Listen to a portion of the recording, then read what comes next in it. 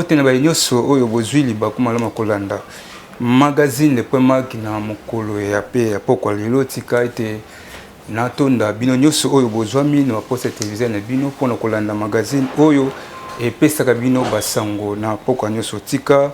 to fongola basango na biso na makambo etali politique simba ete motion ya mwana mboka Golden Boy kuna na Assemblée nationale kasi bayimbo kapi basalaka analyse concernant comportement ya député Golden Boy pe ya politique mosusu babengaki koloba na miko ya magazine de point mark ndene élément autre sur ba détail. C'est comme si ba corrompu ya mwana ba décision bango ba faire tomber en ngwana. Mais nga de ma part en tout cas vraiment il faut pas le moyen gouvernement provincial pas longo parce que ba député ba so mérité vraiment la Rosana nani on a passé tant que possible décision il faut décision pour le moyen pour maintenir en haut mais comment c'est décision du coup dans maman elongwe hein et donc comme ça nous fort vraiment et par incompétence notoire il y a président l'Assemblée provinciale analyse nanga erande boye selon na ndenge na otiko na kendo opposé par rapport ya motion ya vice-président ya président Assemblée nationale provinciale ngana monique moni na mboka na biso twana eloko mo bantu babosanaka eloko mosusu ezalaka nini méritocratie donc ezalaka mutu so amérite eloko apa botali na place wana e na yango ifo basala nanu évaluation na mosala oyo bango bapesaki charge oyo bango bapesaki nini emarché to nini emarché te estce ameritaki yango to ameritaki yango te estce baoyo basalaki bazwaki basignature wana basignaki mpo na moto wana estce bayebaki pourkui basignaki ntango bake kolongola yango nini etini bango bake kolongola yango seke yai quelque chose qui s'est passé en catimini sous coulisse yango bake kolongola yango mpo ntango basignaki moto moko afosaki bango mais bake kolongola na butu par rapport à quoi donc méritocratie ezalaka te. Mama José Tibaki wazali mwana mwasi ya makasi pe yei politique mokolo ya samedi le 3 kendaki bongo na komi na limete na quartier Salongo kendo ko dere na parti politique oyo babengi na kombo ya mukuse MSC kuna nde bato bayambaki pe bana basi bayebaki na kobetele maboko mokolo yango kasi ye moko azangi maloba te na miko ya magazine le point mark ezalaki bongo mokolo ya samedi mama oyo babengi mwasi ya makasi mama José Tibaki akendaki bongo inde tina commune ya limete na quartier Salongo bipali wapi siège ya parti MCC ezwamaki pe akendaki na militant na ye lokola ndeti ake koadere pe mokolo yango en tout cas ezalaki na esengo botala bapesaki ye fiche oyo asinyaki pote akomi membre bapesi ye symbole mpona kolakisaki mwasi azwi bokonzi kasi biso pe magazine le point tozalaki wana mpona bilili botala lolenge kokota ndenge bayambaki ye basi batelemi bandi koyemba mama abeteli maboko koyemba mpe kozala na esengo mwana mwasi ya makasi boye oyo atelemi pote atombola lokumu ya mboka na ye pe ya komi na ye kasi après cérémonie na suka bazangi koloba boye te kasi bolanda bango nde balobaki na miko ya magazine le point mark.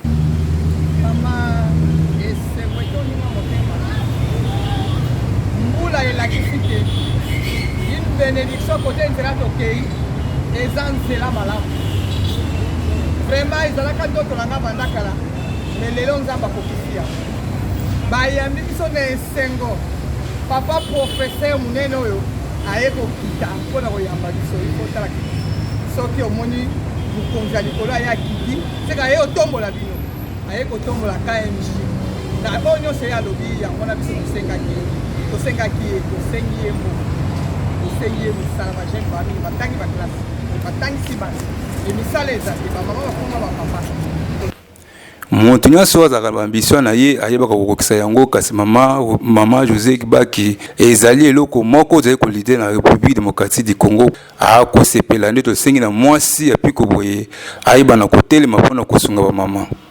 bafonctionnaire à l'état oyo basalaka bongo na bakomino basalaki marche mokola mardi le 6 pour nous déclarer le lenge ya kofutama na bango pe basalaire ba prime kasi basengi na gouvernement provincial aiba na kobongisela bango salaire pe ba prime kasi Enoch Bute bazalaki wana pona kopesa biso ba détail awa tozaki na ba fonctionnaire à l'état bato ya commune batambolaki marche pona ko déclarer ba prime pe ba salaire na bango kasi bayaki bongo na ministère ya bâtiment provincial pe habitant pona ko sala déclaration na bango botala bazali koyemba ko déclarer mbongo bango bazali kozwa ezali ya moke katoyo kandenge bango bazali koloba na miko ya magazine.mag.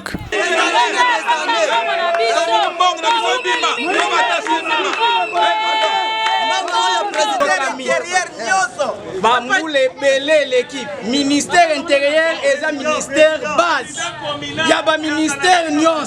mais toza maltraité na niveau mba déclaration boto komba ya boya en tout cas ezali malamu tende to sengi vraiment na bakozi ya mboka ete boye baka ko considérer ba fonctionnaire à l'état pour boye ko bingambu oyo bazwebele ngambu wazo moke ba konzi ba yoka bango pe ba luka solution na papa oyo bazali ko tambola pona ko déclarer salaire na bango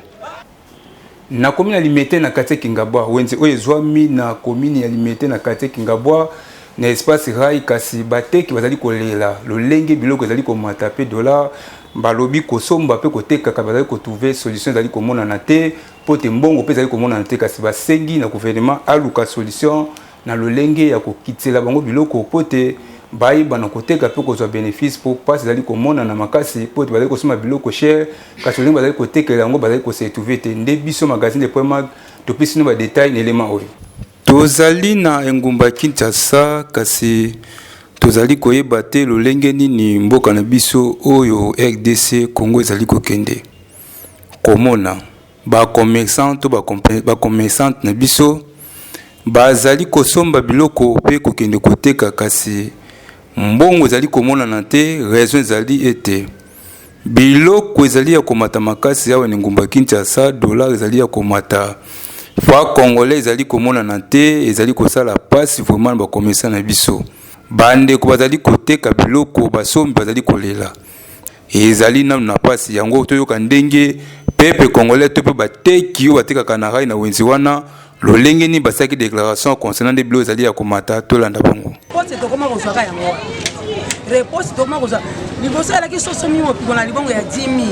000 okoyo otanda na mesa olandi mo bénéfice même 5 000 6 000 ozo futela ndaku olia kolata do ofutela bana classe na ndemo wa bi mais lelo yo ndenge na uti libongo okoso mo mbika 10 000 bénéfice ka ya 1000 fois nzamela no la zo bénéfice ka ya 1000 fois okoso ma biloko 100 000 ozo za 10 000 fois congolais ya bénéfice okolia ofutela mwana classe mineva kwa totenga na bana nyoso ofutela ndako sana ngoni ekola fufu eza na 1500 saki na libongo basoma ba 130 ba 125 donc emati makasi ekuta saki alaki ba 75 ba 65 wana mais lelo saki ekoni na ba 130 ba 125 ekolo bisika mso eza na ba 10 mais biso wa 1500 c'est que moyen eza te papa na ngato zokuta na condition moko to bando kimi la même somo ni mbisi mabe okimeli na Thompson est là qui a 50 il y a 500 francs et comme 1500 et comme 1000 francs ya boezali malamu te toyebi te bakonzi na biso bayoka kolela ya population to pete po boya en tout cas bandeko bazokende na kokufa pas ezali makasi ya mboka na biso kasi mbongo mpe ezali komona na te biloko ezali ya komata dollar ezali ya komata mbono maboka bato ezali te bato bazali koyeba te lolenge nini bayi kobikela ok ezalaki ozali na 5000 francs na yo osali wenze olie pe ndako mobima botondi kasi lelo 5000 francs ekomi nango mbongo ya tia en tout cas ezali kosala pasi tosengi na papa mokonzi ya mboka aluka solution vraiment gouvernement bima po ete biloko oyo eyebana kosila pasi leki yango tokosenga ete boyokela pepe ma na likambo etali social tokende bongo na commune ya Matete précisément na route sous région kasi dibulu monene sali wana na katikati bandata molai kasi bourgmestre même ya commune Matete atikali kokoma te ata gouverneur atikali kokoma te bayimbo kato population afanda na commune Matete bazali komona pasi pe ba déclaraki na miko ya magazine les points mag tozali awa na commune Matete o zali komona avenue sous région et Kaboli principal ya monene kota banalemba ti eke commune Matete nzela bazali komona na ngamu nango Kanrich na ngamu nango GG koto ngilima na katikati wana bandeko libulu esalimi ya monene en tout cas kote na se nango mai elekaka wana pote ezali pont bandeko libulu oyo ebandaka moke ba série ya ex président Joseph Kabila Kabange kasi ta bamonaki miko ya magazine les points mag bazangi maloba te tolanda awa tozana pont oyo Kaboli Matete na lema libulu oyo esali soki 2 semaines banda bambulu ebanda osala oyo adeka wana libulu ekosalema awa banda mokolo wana ti lelo etikali ka boye neti ke mboka eza na bakonzi mestre na koma te nanu motu moko te oyo akoma pa ezokamwisa biso makasi ntango libulu eza moke boye mpo baya kozipango bazozipango te mokolo ekosala ndeka ya monene ebomi bato nde bakoya kotelema awa ke o biso nde babourgmestre biso nde bachef de quartier me ntango eza moke boye mpo bazipa yango bazozipango te mboka ekomi neti eza na bakonzi te papa ezokamwisa biso vraiment nazoloba ete bayeba ke population baza na pasi population baza nango il faut ke bango mpe bayokela biso mawa ata mpona kobongisa nzela ezaka pasi babengake o kini eza kini bopeto maintenant tozomona kini eza kini bopeto te ekomi kini salite mpona nini parceke makambo tozomona oyo ezolakisa te ke kini eza kini ya bopeto eza kini salite bafulu ezomonana na banzela boye banzela ya kobeba awa eza kutu mwa bien maintenant soki topusani na matete kuna okomona ndenge nzela ebebi bamai biso bantu ya moto tozokemba place oyo il faut ke mutuka ezoya boye ezela oyo ezokita boye mpo eleka mosusu ya koleka siko ekomi na butu ambutia ezosalema banda awa ti matete tozolongwa awa tomati boye ti sur région ambutia jikaka bato baokende wapi matete libulu esali bambula ebili tongana oyo koto lulwamutaka babulo ebisalaka bien lulwamuta zo mosusu do nzela ebiebi okomaka matete leteke amonezilikoyo ezokende lulwamuteli ezokaba tozali kaka na basango na biso na etali sociale kuna na komi na limete na kati Kingabwa na point chaud route kulumba ezali ya kobeba uta kala ntuka mituka moye koleka ezali te pe bata moto ezali kopesa pasi na bana mboka to bayi oyo bafandi na kati kulumba kasi Enoch Muteba azalaki wana mpona kopesa biso ba detail tozali awa na komi na limete président na kati Kingabwa bozali awa na point chaud bozali komona lolenge nzela oyo ekomeli bandeko papa mama esali pasi mingi na bakongolais en tout cas kaka nzela yango bakonzi balekaka nzela wana kokende koluka mbisa mai na libongo kuna na poche mwa mbisa mai bakende kolia kasi bazali komona lolenge nzela yango ya kolumba ekomi bango kutelwa iloko te batiki yango ndenge wana yango biso magazine po marta tokitaki tokutana bandeko toyoka bango ndenge balobaki na mikro ya magazine Le Point Mal. Papa venu ezaka na beauté moko exceptionnel. Ebanda makadamu ebeba batika biso moko kitoko beauté pene ezalaka. Prince oyo ebandi kandia kulumba oyo keiti baluki bimina ko José. Bini direction milema tikota iveko. Ezaki na beauté moko kitoko. Parlement totindaka bango biso to mandataka bango pa kino kolobela ba makambo oyo. Siko bazomona te oyo ezali commune présidentielle. Quartier moko ya lutu quartier industriel maintenant ndenge batiki ya lolengo tozosala biso pasi bopesa bango ba image oyo batala quartier industriel commune présidentielle na likambo etali technologie tosimba ete congolais pe azali na mayele ya kosala eloko po toyeba na kosalela yango awa na mboka na biso pe nenguba Kinshasa kasi tokende bongo na commune limité na kati Kingabwa totala lolenge nini ba jeune bazali kosala ko créer bambobola pe biloko ko salela pote ezali ko sunga bango ezali pe malamu koyeba misala maboko pote luka ndenge ya ko bikela kasi Enoch Muteba ndi apesi so détail élément oyo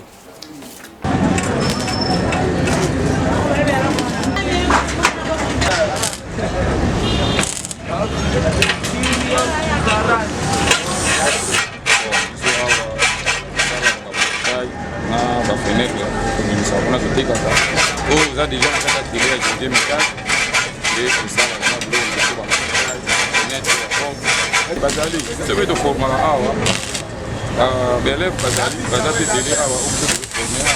bon conseil na ngai zaki baluka bayiba misala parce que misala mwani zaki kana mama sans sala tukana kumwa wa okukwete bango to bengi bango to bisi bango conseil bayiba misala bayiba te bana na ndako eza na ngo na litomba mbote kono duka amu dunuka misala pe moi c'est bon c'est pas spécial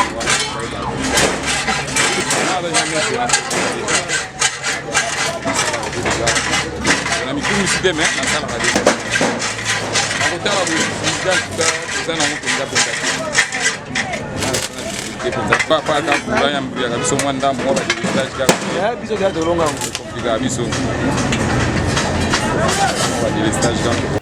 kaka likambo etali sociale tosimba ete bakumbi moto to bakumbi tukutuku bazali kosala déclaration na tracasserie oyo ezali koimpose epai ya babiro de to bapolisier mpona komonisa bango mpasi na contrôle ya document to mpe kokanga bango na likambo oyo bayebi te nde ta bamonaki mikro ya magazine le point manque bazali koloba te kasi tolanda na badetail oyebi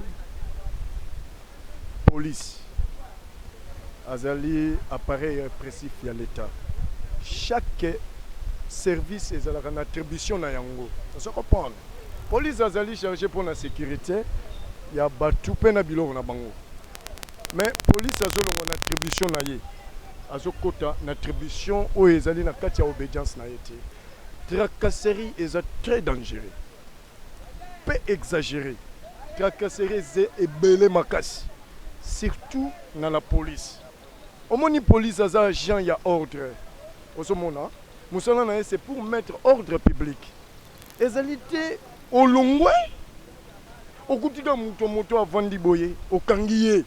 okokanga ye mpo na nini parce que soki ozokanga motu tolobi ke na ba appareil ya l'état lokola droit ekomi arrestation arbitraire toyebi instance ekanga moto eza parquet soki batindi yo mwa convocation bakangi yo mais ozomona moto avandi azoluka mbongo polisi akoya mbala moko akangi ye ntango polisi azokanga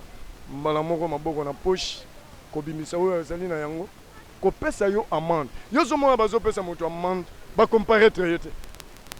parce que après avoir kocomparaître moto par rapport ya bainfraction ya à commettre nde bakoexige ye amende parfois amende transactionnelle na mbeba ya asali okangi moto osambisi ye te mbala moko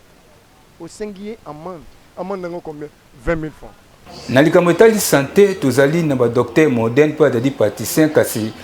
peuple congolais linga koyeba ete estce batadi praticien bazalaka rekoni na ministère ya santé nde moko ya batadi praticien azangi maloba te na mikro ya magazine le point manque kombo na ngai docteur Jonas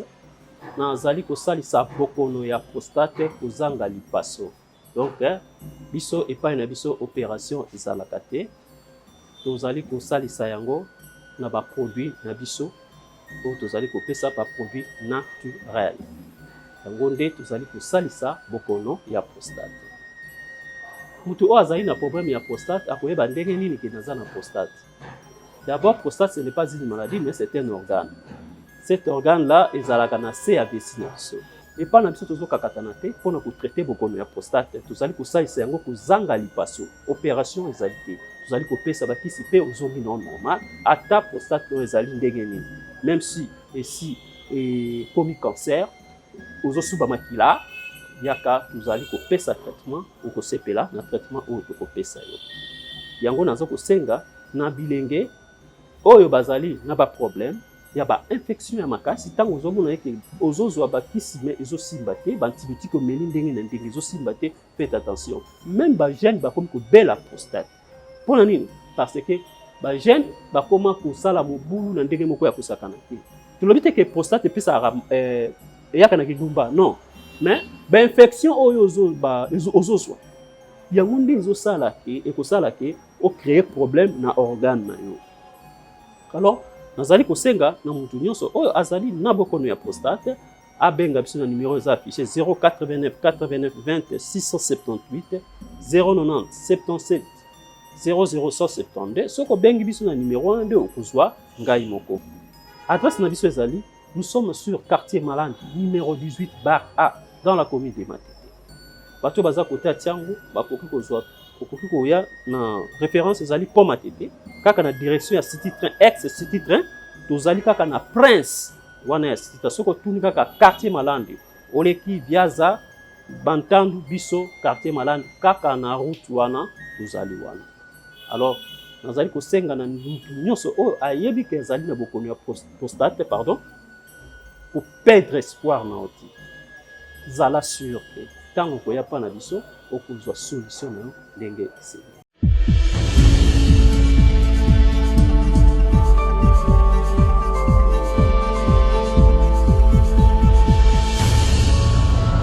pamba te esengeli batelespectateur oyo bazolanda biso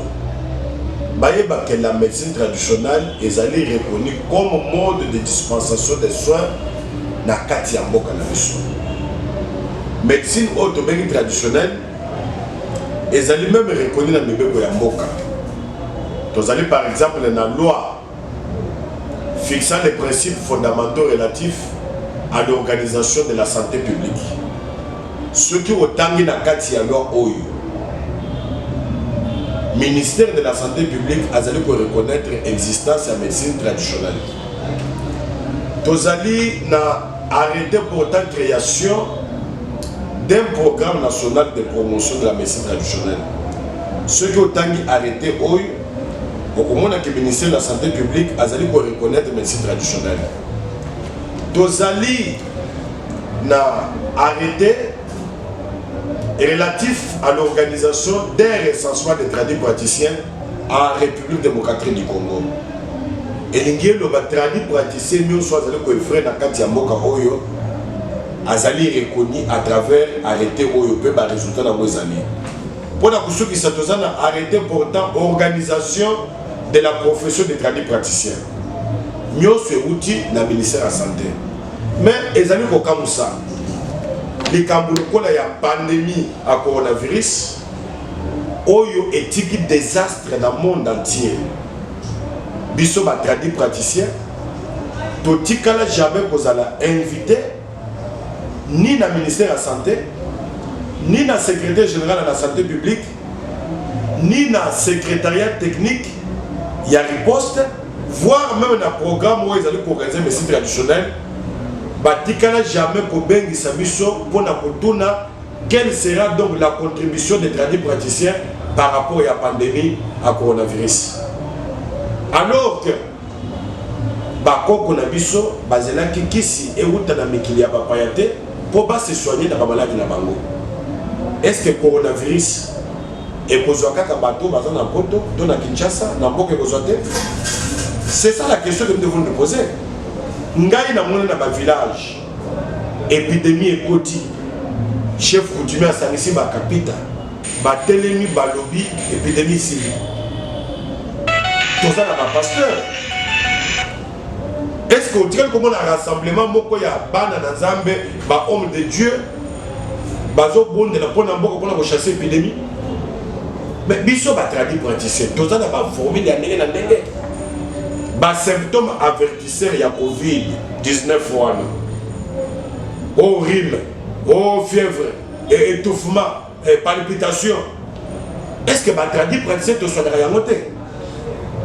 Yango naza ko senga na mokonzi ya mboka. Mwana mboka Félix Tshisekedi Antoine Tshilombo.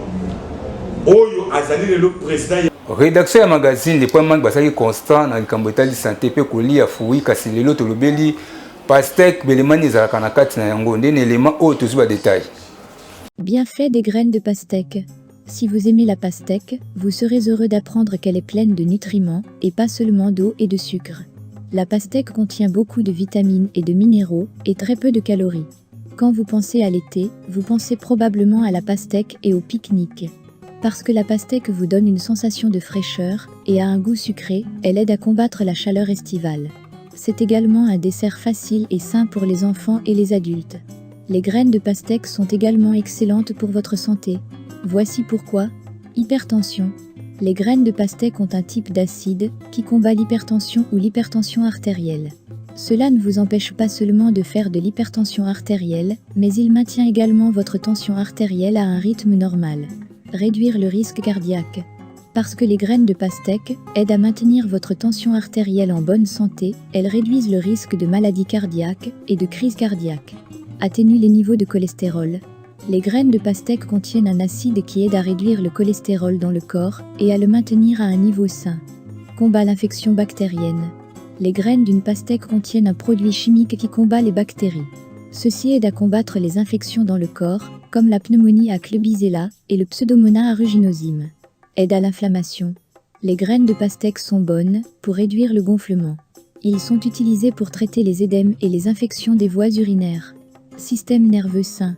Parce que les graines de pastèque sont riches en vitamine B, elles aident à garder le système nerveux et le système immunitaire en bonne santé. Traitement du diabète. Vous pouvez faire bouillir les graines de pastèque avec de l'eau et les boire tous les jours pour aider à traiter le diabète. Soins de la peau. Les graines de pastèque contiennent de l'huile qui peut garder la peau humide. Ils rendent la peau humide, éclatante, ferme et combat les signes du vieillissement. Chaque femme veut paraître plus jeune.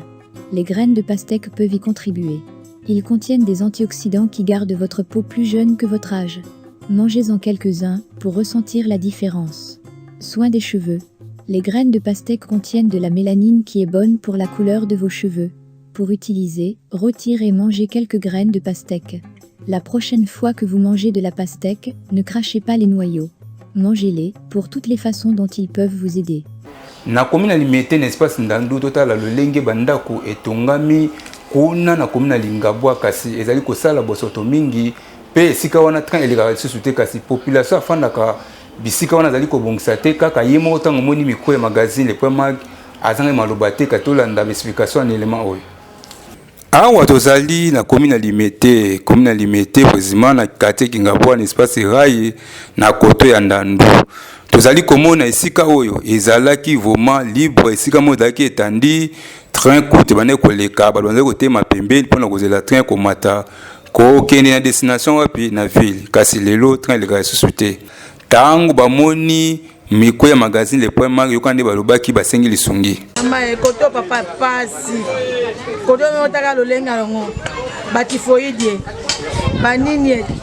pasi na pasi papa rai bukana soki mfule beti motaka salite atatu ba prison dans la prison batako tout bien ape na pasi qui salite enda grave tosenga kaka ye moko ya fatigue to asunga biso ya rayo ko bato baza ba kisenso bakota suka ko ba aéroport baza na posa ko ba ko travailler koto mais moi baleka ezate ra eza ko bukana ya fata sa musana na ye en plus du courant eza pasi koto ko le ko toloba te ko mkonda moko mota to so ko ndaka ko luka pe foto za makambo. Merci na bayo so bozwa kili bakoma la makolanda magazine le point mag tika ete botikala na kimi nzambe tata pe na pesi bino merci po te bozalaka fidèle kolanda magazine na bino le point mag tika na ton équipe technique basala ki ngai na koma na banda kuna bino sima caméra tozali bongo na Enoch Muteba pe montage sima bongo pa ya Thierry Bokila pe tika ete coordination directeur John Bidouande azalaki wana pe na rédaction to ba ete Dekis Olenga yende mudasimba ki rédaction pe tika na tonda balandi nyo sozalaka fidèle ko balandaka les points mag makasi lokola mette chez Isaka kuna kuna matete pe tubisa sa pe fayi mayele mobimba